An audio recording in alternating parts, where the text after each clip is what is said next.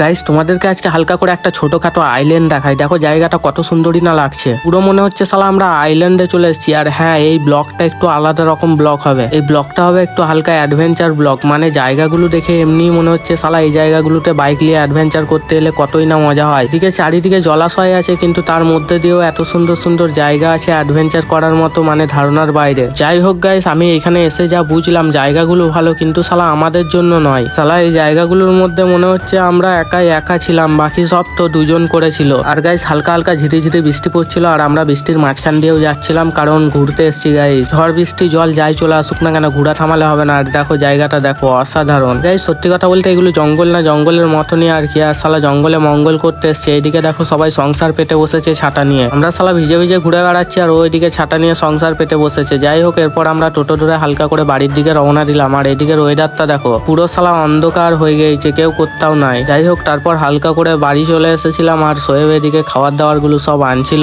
এদিকে সবাই হালকা করে খেতে বসে গেছিলাম। আর হ্যাঁ গাইস, ভিজেছি হালকা করে, ঠান্ডা লেগে গেছে। ভয়েস গুলো একটু নয়েজ এলে মানিয়ে নিও, কারণ গলার অবস্থা খুবই খারাপ। আর এদিকে বাবুসোনা করা থামবে না।